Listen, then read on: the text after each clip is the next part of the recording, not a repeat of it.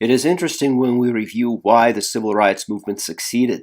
What we want to establish is not just learn from the civil rights movement as a movement and understand its specific reason for success.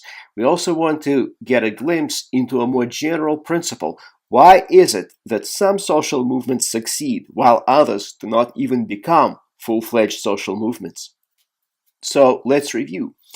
The civil rights movement in the United States lasted from approximately 1955 to 1968, and a lot of factors lend themselves to the smooth sailing, relatively speaking, for the civil rights movement and its ultimate success.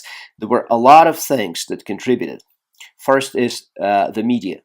Now, the media is quite interesting because the 1950s, if you remember, was the age of the rise of television. Television spread from few American homes into virtually all American homes by the early 1960s. So television helped to increase the support for the civil rights movement in the North, among the Northern public, and therefore put more pressure on Congress to change the system in the South. So generating the political will for change in the North was the role of the media in this particular context. And obviously, when on your television screen you saw the police using fire hoses, using trained police dogs against essentially peaceful demonstrators, that could cause outrage. And so even people who didn't necessarily think about politics at all saw that and decided to, write their members of Congress or join the civil rights movement to change the system in the South. Now, also you had the support of LBJ, President Lyndon Baines Johnson. He was able to pass the Civil Rights Act of 1964. That was an act that was basically ready in the Kennedy administration, but Kennedy knew that he could not get it through Senate. Now, Johnson could, because Johnson was a much more skilled operator with much deeper connections in the Senate. He spent roughly 30 years in the Senate, and he was majority leader in the Senate for some time. So wheeling and dealing in terms of legislative process, particularly in the Senate, was his bread and butter. Plus, Johnson was himself a Southerner, and as such, could much easier find common language with Southern senators who opposed the Civil Rights Bill. So he could persuade them much better than Kennedy could. And Johnson, in general, was a much better persuader than Kennedy when it came to persuading individual politicians.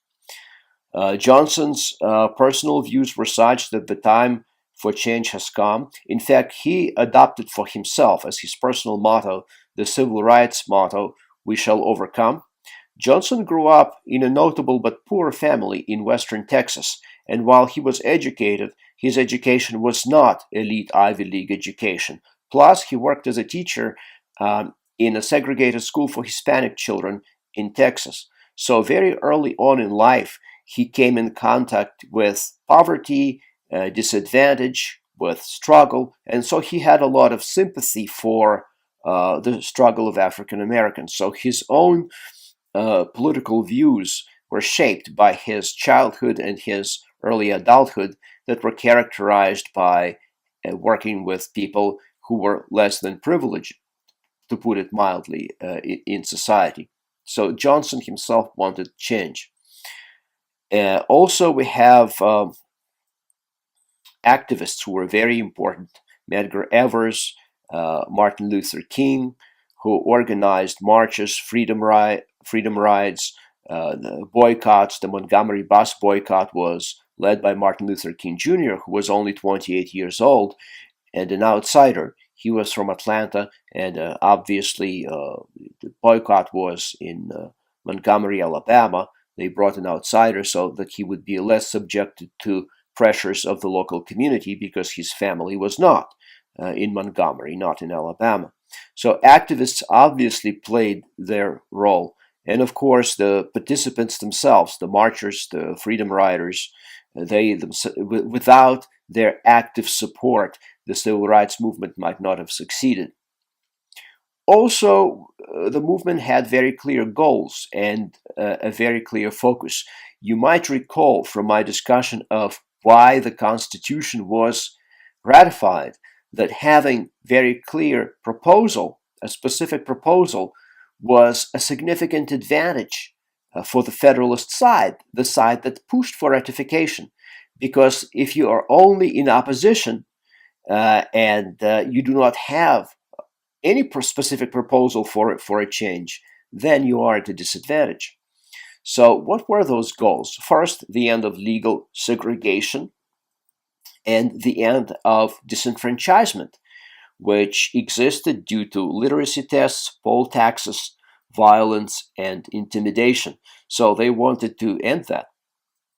And finally, there was a very interesting factor, an international one, and that factor it was the overall Cold War context, and specifically the embarrassment that segregation created around the world. You see, between roughly 1946 and 1967, those 20 years or so, dozens of new countries appeared in the world. The reason why they appeared was the process known as decolonization.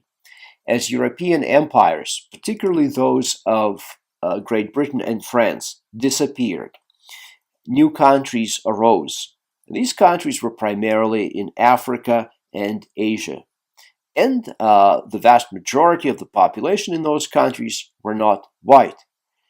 And also during that time, we experienced the peak of the Cold War. And the Cold War was a contest, not a shooting contest, but an ideological contest, a political contest between the United States and the Soviet Union. The Soviet Union, as a communist country, openly advocated equality among ethnicities and races. And the Soviet Union kept hitting that point about America's desegregation, and they would say, home of the free, land of the free, home of the brave, yes, right. And how free is your country when some people are legally required to segregate from others? That doesn't seem like freedom to us. Now, why was this an important factor? Because clearly the United States and the Soviet Union both competed for the loyalties of these new countries for strategic purposes, for military purposes, for the purpose of access to resources. There was competition. And when dignitaries, artists, scientists from India and Pakistan would travel to the United States in the 1950s, and they were told, you can't go into this restaurant, you cannot go into this cafe, this is for whites only. You can imagine that this would create for the country an embarrassment, and that this was an additional pressure factor to end the system. And in fact, the system would be ended. 1964 Civil Rights Act ended legal segregation in privately owned facilities that served the public. And the 1965 Civil Rights Act ended disenfranchisement. So what have we learned? We learned that success depends on many factors, and not just that, but on all of them coming together at the same time. And this actually explains why change sometimes is so rapid, and that change itself is interspersed by periods of inactivity where nothing significant seems to happen. There could be year after year, sometimes even decade after decade, with not too much change. And then in a matter of a few years, very rapid change. And the reason why is real social change requires a confluence of factors all coming together at just the right time. Thank you.